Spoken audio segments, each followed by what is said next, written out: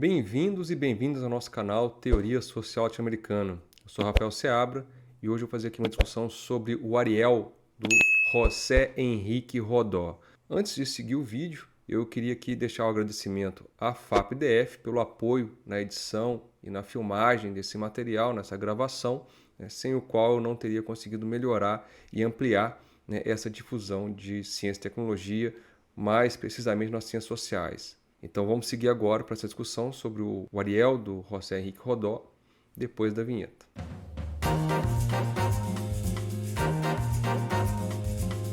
Vou começar por um breve perfil biográfico do José Henrique Rodó, dizendo que ele nasceu em Montevidéu em 15 de julho de 1871, filho de uma família de classe média.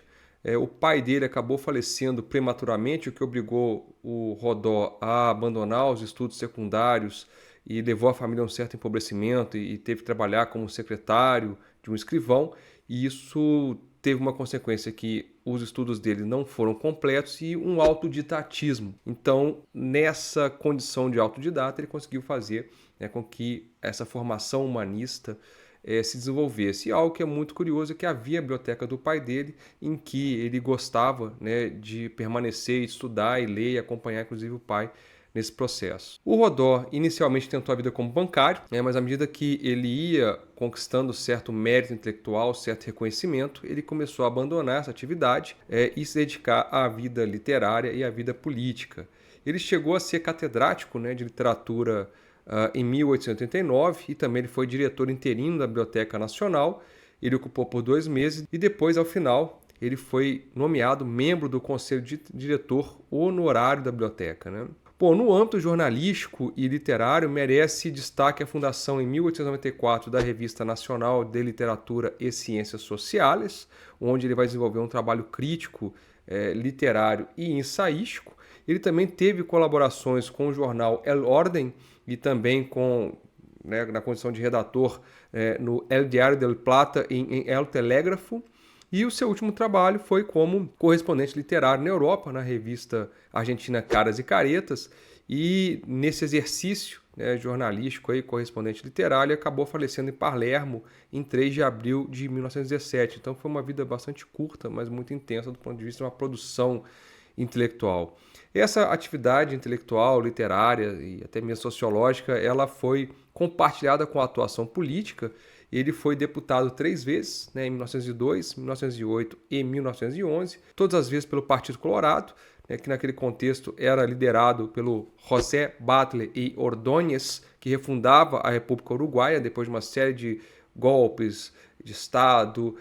dessas transições caudilistas, de uma contínua instabilidade política, de uma violência quase que diária. O Uruguai parece caminhar a uma certa democratização, uma certa estabilidade maior nesse contexto que o Rodó adentra a política. A sua adesão ao batlismo não foi incondicional, e ele chegou a se opor ao movimento no seu 3º mandato, e a luta política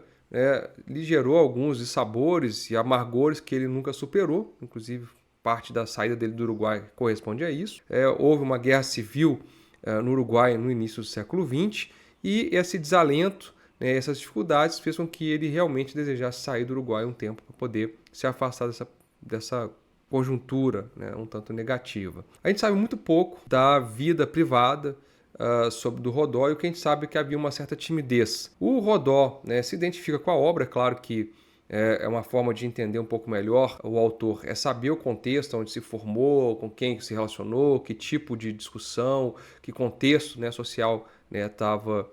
inserido esse sujeito, e isso acaba fazendo com que a gente entenda melhor por que foi escrito daquela maneira. Um clássico dele que a gente já discutiu aqui é o Ariel, de 1900, mas também você tem um livro dele chamado Liberalismo e Jacobinismo, de 1906, Motivos de Proteu, de 1909, e El Mirador de Próspero, de 1913. O Rodó era um homem do seu tempo, daquela circunstância na qual ele estava inserido, pertencia ao que a gente chama de geração dos 900, que é uma geração que vai encarar com certo protagonismo a passagem do século XIX para o século XX, envoltas uma série de contradições desse fim de século, em que você tem uma relação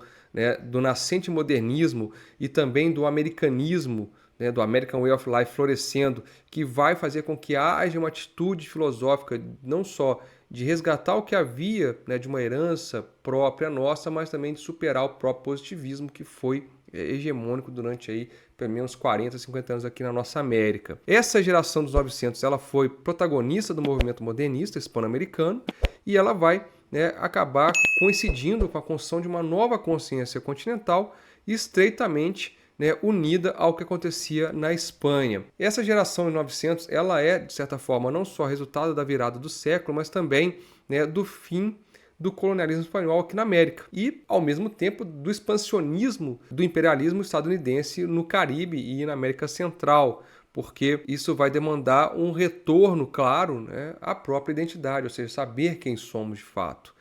Qual que é a especificidade da nossa América em relação a essas regressões estrangeiras, essa transformação tão profunda. Então se busca, né, o próprio, né, se fazer moderno, mas sem deixar o tradicional, compreender a conjunção de tempos e culturas era algo urgente para alcançar essa identidade latino-americana diante dos riscos de expansão dos Estados Unidos. Essa intervenção em Cuba, em Porto Rico, em 1899 e 1909, e depois a intervenção no Panamá em 1903 pelos Estados Unidos, né, fez com que o Grande Caribe e o Canal do Panamá, né, se tornassem de fato numa área estratégica para esse país, né, então implicava essa construção urgente na nossa identidade. Esse modernismo hispano-americano ele vai ser marcado como um movimento estético, moral, político, religioso, histórico e filosófico e vai criar um estilo voltado a meditar sobre temas históricos e nacionais que dão unidade continental à nossa região. E não é só um senso estético. Claro que a maior parte fica num nível discursivo, mas abre um tipo de debate que vai ter consequência na geração futura, a qual pertencerão o José Carlos Mariátegui, o Manuel Ugarte está mais ou menos nessa, mas ele vai florescer a sua obra aí nos anos 20 em diante, né, 10, 20 em diante. O modernismo hispano-americano ele concebe o mundo e a humanidade como uma possibilidade de constante superação, né, uma espécie de melhorismo, né, de um aperfeiçoamento da humanidade. E para essa geração, a América, né, ela está situada na história universal e ela tem uma contribuição e originalidade, né, que tem que ser resgatadas com orgulho próprio, no sentido de demonstrar que aqui é o novo mundo ainda, não só os Estados Unidos, como acabou se tornando ao longo do tempo, né, depois que eles se tornam independentes, tem um crescimento maior, mas que aqui está um lugar em que a gente ainda tem um senso humano, né, capaz de demonstrar algo para a humanidade. Então, a obra do Rodó ela permite além, né, da identificação de modernismo com poesia e literatura, porque nela você tem traços, tem temas sociológicos e políticos muito urgentes. Então, primeira coisa é que há um antipositivismo, claro que, né, ele não rompe plenamente com essa noção positivista, mas há isso marcado na obra do Rodó, uma preocupação com a sociedade moderna, tendente ao industrialismo, urbanizada, muito heterogênea na sua composição nacional e que caminhava a uma desagregação. Então tudo isso vai estar, principalmente no Ariel e em outros textos dele. Então uma questão que ele traz é não abandonar a Espanha completamente, fazer uma espécie de revisão do que foi o iberismo. Então essa revisão, da cultura ibérica vai ser importante para ele porque contra o empirismo se exige a imaginação, contra o naturalismo, a liberdade criadora do artista, contra o utilitarismo, a vida boêmia e uma orientação sentimental e até mesmo irracionalista, ou seja, se busca retornar a um entendimento idealista e romântico da própria vida. E o Rodó foi um homem das letras, mas ele não estruturou um sistema filosófico, ou uma teoria da literatura, ou uma teoria da história, e não chegou a criar uma escola de pensamento, embora a discussão dele tenha uma série de desdobramentos posteriores, uma série de intelectuais vão retomar essa ideia do arielismo, alguns mais conservadores, outros mais críticos, e o último que eu me recordo aqui, mais recente, que o faz numa inversão, é o Roberto Fernandes Retamar, quando escreve o Caliban. Mas o Rodó tem uma importância porque ele foi indutor de uma liberdade de pensamento, de retorno ao próprio, de resgate da originalidade da América Latina, do seu lugar e a sua contribuição para o mundo moderno, de como observar os fenômenos de transformação na transição do século XIX ao século XX. Então, isso tudo é uma breve introdução, mas que ajuda a entender um pouco mais, situar o próprio Rodó. Então, como eu mencionei antes, havia um contexto de violência, de instabilidade política, de quarteladas, guerras civis, assassinatos de direções, de presidentes, e ao mesmo tempo você tem um esforço, né, de institucionalização constitucional democrática que acabou desenvolvendo o ambiente, né, e a tendência voltada àquelas manifestações telúricas, né, localistas, do próprio, e o Rodó acabou, né, sendo influenciado por essa questão também. E aí, entre 1895 e 1897, ele vai ajudar, né, a publicar aquele quinzenal que eu mencionei, né, a Revista Nacional de Ciências Sociais e Literatura, e o objetivo era contribuir para a unidade espiritual e intelectual da nação americana, e que, segundo a concepção da época, pertenciam tanto ibéricos como americanos. Então, na obra dele, você tem um retorno a uma revalorização, né, do hispanismo, uma espécie de conciliação, né, com a herança ibérica. Isso vai estar presente no José Vasconcelos, no José Carlos Mariátegui, no Manuel Gonçalves Prada, só para dar alguns exemplos. A Guerra de Cuba e aquela vitória, né, dos Estados Unidos sobre a Espanha acabaram fazendo com que esse retorno ao hispanismo fosse necessário, e o Rodó, na sua obra Ariel, né, ele vai delinear a partir dessa conjuntura o seu ideal americanista. Já na publicação, né, do Ariel, o Rodó já era um intelectual conhecido, e ainda mais a partir desse trabalho ele acabou se tornando uma das principais referências, né, da história intelectual latino-americana. Hoje o arielianismo parece um fenômeno distante, um debate que levou o seu autor ao esquecimento, quando o debate, né, sobre uma América Latina espiritual e humanista começou a entrar em crise, né, começou a se abandonar essa perspectiva, porque se dizia que o Ariel do Rodó era muito conservador, era elitista, era muito idealista, porque não tinha uma proposta, uma ação prática de fato, né, não se convertia num programa de ação. Havia alguns elementos raciais, culturais que eram desprezados, ou seja, havia uma exaltação do passado espanhol ibérico, e uma presença muito tímida ou até mesmo uma ausência, né, dos povos indígenas, dos povos de origem africana, da própria mestiçagem na obra dele. Mas nem por isso, né, com todos os seus limites, a gente tem que desfazer dessa obra, dessa discussão. Os estudos, né, mais representativos sobre a obra do Rodó, mais especificamente o Ariel, eles giram em torno da questão do anti-imperialismo, né, o Arthur Ardal é quem faz isso muito bem, mas principalmente a identidade cultural americana. E aí eu citaria aqui, de novo, o Roberto Fernandes Retamar, né, que tenta mostrar, ou seja, retirar o foco do Ariel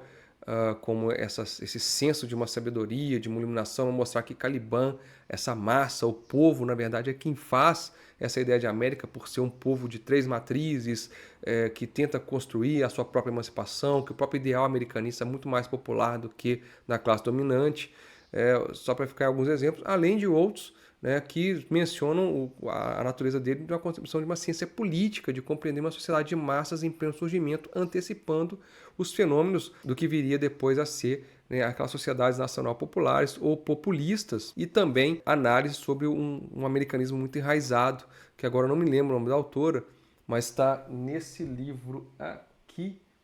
assim, está até aqui. Continente por Definir, Inês de Torres, né, que ela retoma as crônicas do Ariel na Europa e mostra como que tinha sim um pensamento americanista na obra dele. A princípio, o Ariel parece ter sido escrito como uma espécie de manifesto político, né, destinado a despertar a consciência da jovem intelectualidade a respeito dos riscos da expansão e influência estadunidense que representava, né, para os valores da tradição humanista do Ocidente. Antônio Mitre, né, também faz uma análise sobre a ciência política e a questão da sociedade de massas na obra dele. Então eu diria que dentro dos tópicos do livro, a crítica ao utilitarismo e à deformação democrática, a vulgarização da cultura, a apologia ao ócio, o cosmopolitismo, o iberismo como herança, além dos elementos sobre o anti-imperialismo e a identidade americana, né, o livro ele traça essa contradição entre tradição e mudança social, o quanto que isso é algo muito permanente aqui na nossa América. É só pensar o quanto que foi difícil romper com uma tradição colonial, ou seja, passar daquela noção de súdito a de cidadão num processo de revolução lá no início do século XIX, ou seja, 100 anos antes, né, praticamente, o quanto que foi difícil e ainda, né, é difícil até hoje a construção de uma nação plenamente integrada, ou seja, a questão nacional o que se herda, o que se pretende, está colocado, e a obra do Rodó ela está nessa mesma linha, né? Ou seja, entender o que é o processo de mudança e quem são os agentes de mudança, o que é o Estado aqui,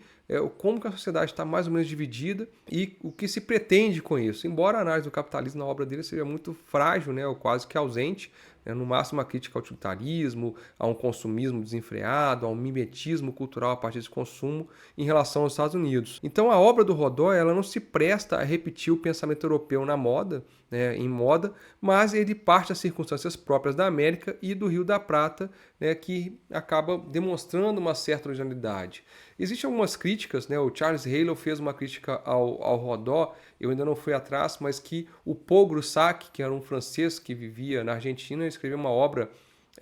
do Prata ao Niágara, e que boa parte dos elementos críticos aos Estados Unidos o Rodó tomou do Paul Groussac, que tinha escrito esse livro aí cerca de 5 anos antes, né, publicado na verdade. No final do período oligárquico, né, já começa a despontar aqui na nossa América uma literatura relativa aos fenômenos voltados ao surgimento de uma sociedade de massas, porque há um processo de migração muito forte para cá. Em segundo lugar, você tem a discussão de temas, né, e ao mesmo tempo um diagnóstico da natureza dos novos conflitos sociais, que vão aparecer nas sociedades que estão em transição do tradicional, né, ao moderno, e esse tem uma concepção muitas vezes que é aristocrática na sua crítica à sociedade de massa, ou seja, vê a massa como um turbilhão desgovernado que vai destruir a cultura. Nesse ponto, parece, né, que o Ariel reproduz muito esses elementos. E em terceiro lugar, você tem nos Pais do Prata uma preocupação com o ascenso dessa sociedade de massas provocado pelo afluxo, né, pela entrada maciça de imigração, né, nessas instituições e na mentalidade daquelas sociedades que não vem acompanhado de uma modernização, né, econômica e política muito clara. Pensa bem que a região do Prata adotou aquela concepção de civilização e barbárie com muita ênfase no seu desenvolvimento e considerou que governar é povoar, como diria o Alberdi, então trouxe, né, uma série de aquele excedente populacional, né, de alguns países europeus vieram para cá. Então, enquanto se destruía o autóctone, né, o originário, o mestiço, o indígena e até mesmo o negro, no sentido de que eles não eram europeus suficientes, quando essa população cresce, os problemas simplesmente, as contradições se renovam, agora com o problema que a população não é mais nacional, né, ela é completamente diferente. Então, cria-se um problema de integração social, o problema da ordem, né, que vai estar tão claro em várias classes da sociologia europeia. Aqui também a gente vai ter a nossa preocupação. Eu diria também que existe esse embate entre tradição e mudança, né, dinamizado pela migração, que vai transferindo as ideologias surgidas naquele período com o objetivo de reforçar as instituições e lhes conferir um cunho nacional aberto, ou seja, a questão nacional volta outra vez, né, a ser um problema necessário a ser encarado. Então você tem a necessidade de reforçar os símbolos e os valores nacionais, ou seja, a bandeira, o hino, os heróis, aquela história comum, tudo isso tem que ser reforçado. O próprio espaço militar, ou seja, o serviço militar obrigatório, uma forma de fazer com que o indivíduo se sinta obrigado a participar daquela comunidade nacional, a religiosidade. Então você tem essa necessidade de construir os símbolos nacionais, né, a relação campo-cidade, tudo mais, está colocado aí, mas também você tem outra questão, que se abre um período novo mais aberto e mais propenso àquelas concepções mais individualizantes ou socializantes, né, ou seja, o indivíduo se torna de fato, né, um sujeito que se percebe diferenciado daquela sociedade, mas por outro lado você começa a ter associações de trabalhadores, sindicatos, partidos políticos, tudo isso vai, né, criando esse processo de mudança. Então você tem um discurso que é muito mais integrado ao sistema capitalista ocidental, ou pelo menos a dinâmica, né, que o capitalismo mundial tem tomado a partir de então. Então o Rodó ele vai buscar uma espécie de meio termo, ele vai tentar conceber as possibilidades de mudança social e política, ao mesmo tempo que se conserva a herança do passado como matriz de uma identidade coletiva. Então, ele não quer voltar ao passado, mas também não dá para deixar o futuro, né, se guiar livremente, sem uma clareza do que se pretende, ou seja, sem um projeto. Mas, como eu falei, não há um conteúdo programático de ação muito clara na obra dele, né? Bom, Ariel é um nome de origem hebraica que alcançou a fama através do William Shakespeare, que ele escreveu um romance A Tempestade, e o Ariel era servo de Próspero, que quando se liberta do cativeiro continua, né, fiel a essas vontades de Próspero. E tem o Caliban, né, que é um personagem, ou seja, a antítese do Ariel que se libertou é a figura do escravo Caliban, né, que esse anagrama com a palavra canibal, e que ele acalenta um sentimento de vingança contra o Próspero, a quem ele considera um usurpador da ilha de seus antepassados. Então o Caliban ele quer assassinar Próspero. Então o Caliban, como eu disse, ele é um anagrama construído pelo Shakespeare com o vocábulo canibal, que por sua vez é uma deformação, né, do nome Caribe, que é a denominação dada por Colombo para definir essa tribo que era muito agressiva, né, segundo se diz a época, e se encontrava ou perambulava nas ilhas onde eles passaram. Então, através dos personagens Ariel, Caliban e Próspero, o Shakespeare quis fazer, né, uma alusão a relações conflitivas de dominação e violência, de encantamento e ódio que o encontro entre a Europa e a América teria provocado. Então, ao longo do tempo, as características dos personagens, né, o Ariel e o Caliban, elas foram sendo simplificadas, então vão constituir uma expressão simbólica de duas forças, razão e instinto, disciplina e espontaneidade, ordem e caos, em disputa permanente no processo civilizatório, principalmente aqui na nossa América. Então, cada época, essas forças elas vão assumir sentidos e vão aludir a conflitos específicos, e o caso, né, evidente, um dos casos, na verdade, né, que o Rodó se inspira é a obra do Ernest Renan, um francês, né, em 1878. Ele escreveu ou reescreveu essa ideia, né, do Caliban e do Ariel, num contexto de crise na França por conta não só da Guerra Franco-Prussiana, mas também da Comuna de Paris, mas num tom muito conservador, antidemocrático, em que a massa era o Caliban, que simplesmente consumia, destruía tudo e era um problema a ser superado. Então, enquanto na França, com o Renan, o Ariel e o Caliban eram, alusões a uma crítica à entrada da sociedade de massas, da ascensão do povo à vida política de fato, na América Latina, você vai ter um processo que é um pouco distinto, ou seja, existe, uma tendência aqui nossa a focar os estudos sobre a sociedade de massas, principalmente o fenômeno populista, como aquele momento em que as sociedades urbanas e de classes vão se desenvolvendo mais claramente e vão participar mais ativamente da vida política da região. A crítica que o Rodolfo faz no seu ensaio vão trazer elementos que antecipam, essa entrada, política do povo na vida nacional. Ou seja, antecipa até mesmo aquilo que vai acontecer com a Revolução Mexicana, que são as massas, indígenas, camponesas e operárias, depois de mais ou menos 30 anos de uma dominação oligárquica liberal muito conservadora, vão se colocar. E aí, como é que faz essas massas? Aí que tá, como é que você constrói a nação? Isso vai ser colocado no México, por exemplo. Então, no primeiro plano, ele ressalta a preocupação com questões como a deformação democrática, a vulgarização da cultura, o avanço da filosofia utilitária e a desumanização da arte. A princípio, se tem uma certa coincidência do diagnóstico do Rodó, com uma leitura aristocrática de pensadores europeus, como, por exemplo, que a crise da sociedade moderna se deve à perda da autoridade das elites tradicionais, que já não mais detêm a exclusividade na criação de valores e nem são dirigentes na condução da consciência moral da sociedade. Então, é uma espécie de crise de direção. As preocupações do Rodó elas vão, de um lado, a esse afluxo substantivo de uma variedade de imigrantes à região do Rio da Prata e, por outro lado, uma fraca constituição das elites locais. Ou seja, aquela sociedade liberal oligárquica ela vinha entrando em crise, ou seja, não havia mais condição de dirigir a sociedade, ela perde a capacidade diretiva, direcional. Então o Rodó ele vê nessa dialética a possibilidade de sermos submetidos à força cega da quantidade sobre a qualidade. O que ele está dizendo não é que o pobre ou a massa não sabe votar, não sabe participar da vida cultural, da vida política nacional, mas que se ela largada a si mesma, ao simples trabalhar e consumir e viver, isso vai levar a uma crise nacional maior.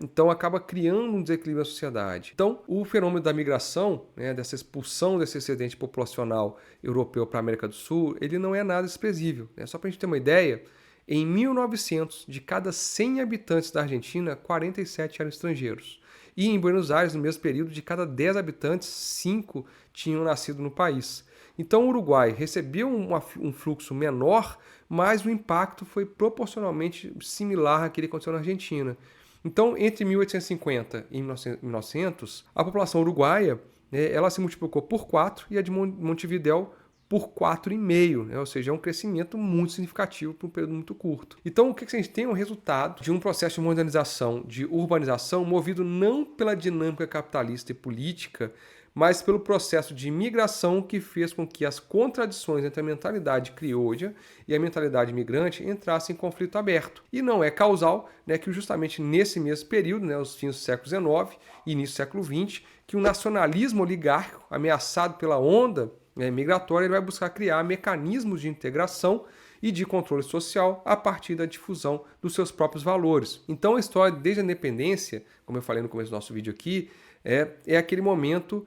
em que se faz uma espécie de árvore genealógica, ou seja, os heróis da Revolução vão começar a encarnar a essência da nacionalidade, e cuja maturação vai se dar com a sociedade liberal oligárquica, ou seja, tentar construir uma genealogia que mostre um sentido, né, para aquele povo. Então, esse recurso à história vai habilitando aqueles inimigos de ontem, né, que já estão socialmente extintos ou quase. E o que acontece nesse contexto? Os gaúchos são ressuscitados e são propostos como modelo de virtude patriótica. Então, o poema do José Hernández, o gaúcho Martim Fierro,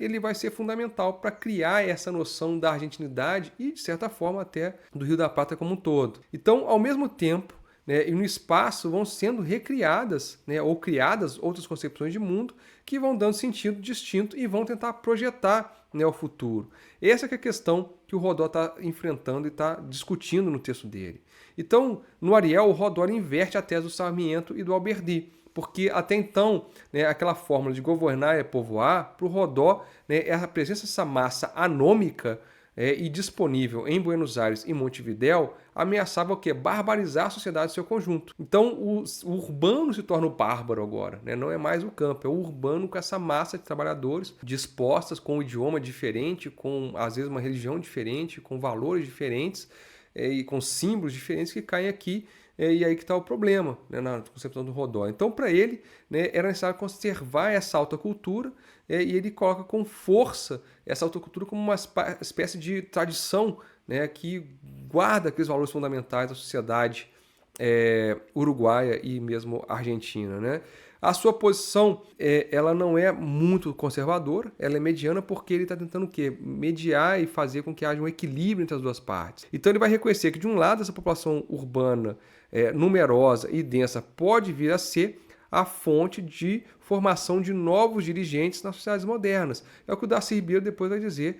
como povos transplantados, que depois se recriam, que aqui se americanizam, mas criam uma nova matriz e mostra o quanto que a América ainda é berço de inovações impressionantes do ponto de vista étnico-cultural. Mas também ele reconhece a necessidade, o Rodó, de contrabalançar essa cultura estrangeira com o fortalecimento do sentimento de fidelidade ao passado, de modo que o legado da tradição consiga se impor na refundição dos elementos que constituirão o americano definitivo do futuro. O que eu falei dos povos transplantados por Darcy Ribeiro, que provavelmente leu o Ariel. E aí o sistema educacional, a questão pedagógica, que eu já mencionei em outros vídeos aqui do canal, e nas minhas aulas eu sempre falo isso, vai ganhar muita importância porque faz com que essa força cega do número não triunfe sobre a qualidade dos talentos. Então, o Uruguai, das últimas 3 décadas do século XIX, ele passava por uma série de crises, resultando daquele conflito entre as oligarquias, entre brancos e colorados. E por isso que a obra do Rodó, que era um pacifista, tem grande importância porque ele tenta demonstrar que existe sim uma compatibilidade essencial entre os valores da tradição latino-americana e o sistema democrático. Ele vai dizer que a América Latina, sim, ela é aberta e é possível que a democracia se realize. A questão é que nós temos que saber guiar essa democracia. E ele fala 2 questões para reforçar essa percepção dele, de que os valores igualitários da democracia não só são compatíveis, mas geneticamente ligados à herança cristã, eu diria que católica, já que ele remonta sempre ao iberismo como passa a tradição, ou seja, o catolicismo tem essa noção de congregação, de agregar os indivíduos e trazê-los para um sistema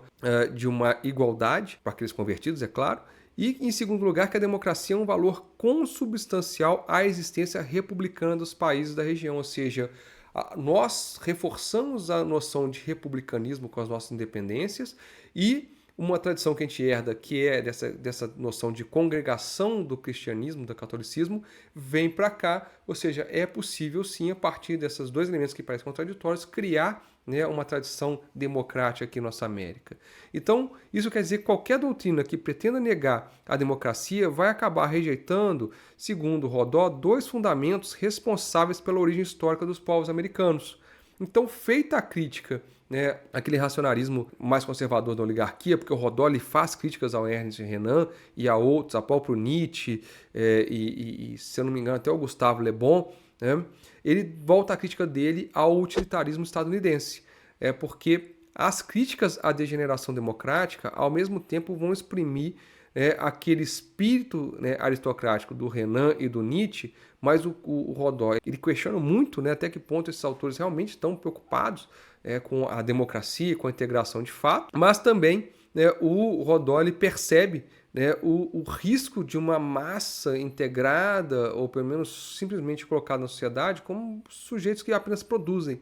né, sem uma formação mais profunda. Então, ao contrário do Renan e do Nietzsche, o Rodó não rejeita a democracia, e para o Rodó a democracia é um telos, né, inexorável, ou seja, é um processo que não dá para parar mais. Ele está impresso na evolução da civilização ocidental, da qual nós, né, fazemos parte. E mais ainda, ele percebe que o ataque à democracia só interessa a reação conservadora disposta a anular o ideário promovido e as conquistas alcançadas pelo espírito de 1789, ou seja, coloca nós como parte daquele processo aberto pela Revolução Francesa. Então, para o Rodó, a defesa da democracia era uma questão de sobrevivência para os países hispano-americanos, isso porque ele foi construído através de princípios igualitários, legados pela tradição iluminista, que fez com que a gente conseguisse conquistar a nossa soberania. Então, democracia e república, né, são presentes em Ariel de uma forma simultânea, como manifestações de um único ato de vontade, o de querer ser independente. Então é isso que marca muito a nossa América, e aí está outro elemento do americanismo, né, do Rodó.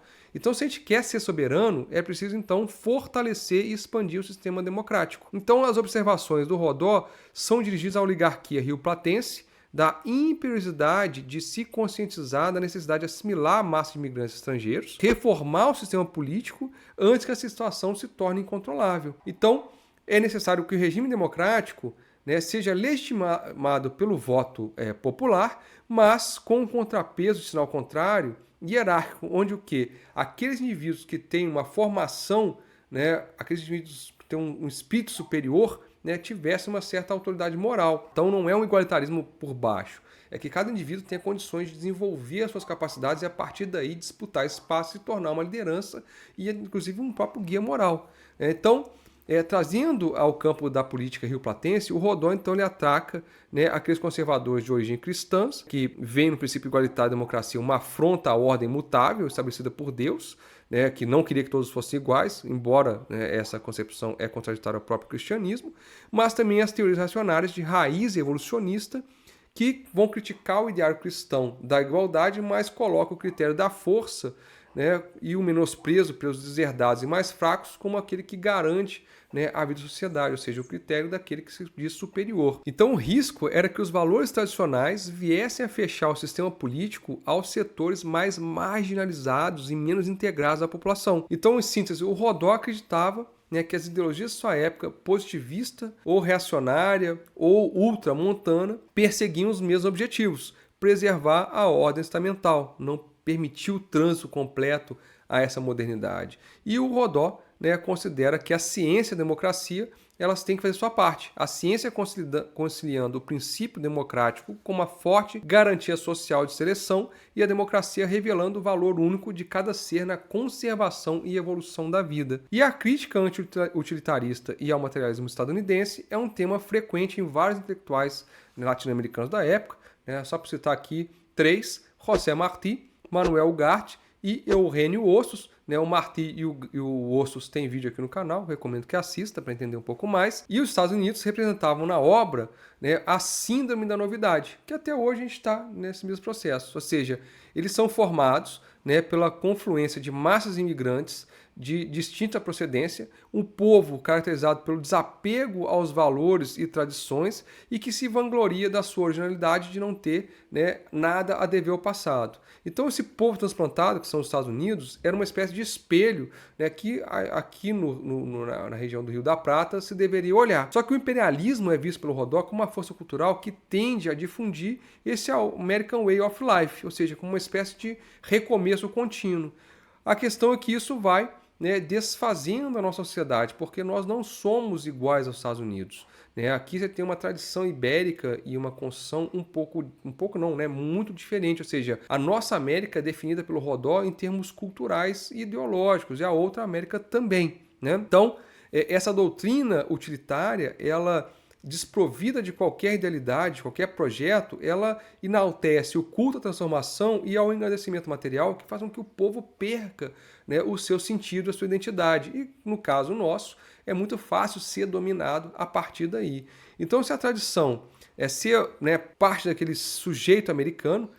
segundo Rodó, a atitude estadunidense de menosprezo à tradição e a fascinação pelo inédito acaba sendo alvo de crítica. Então o que o Rodó diz é o seguinte, que essas massas que chegam de imigrantes com valores outros, inseridos no mercado de trabalho, na sociedade que está copiando uma ideia de consumo, de uma massificação, como os Estados Unidos fazem, né, de um utilitarismo, daquela nordomania, né, ou seja, essa mania de copiar o norte, façam que se destrua, né, a realidade nossa americana. Então, a solução entre tradição e mudança na América Latina, segundo Rodó, ela tem que seguir, né, esse idealismo que é presente na tradição ibérica e não se fechar completamente àquilo que vem dos Estados Unidos, mas, né, de tentar assimilar o que pode ser positivo à nossa região, ao nosso país. Para quem gostou, né, eu peço que curta o nosso vídeo, se inscreva no canal. Novamente aqui eu deixo o meu agradecimento à Fundação de Apoio à Pesquisa do Distrito Federal, a FAPDF, porque tornou esse vídeo, esse trabalho mais fácil de ser realizado e com esse processo, com esse apoio, torná-lo mais fácil de ser divulgado. Como eu sempre digo, a América Latina existe, a América Latina insiste. Um abraço e até o próximo vídeo.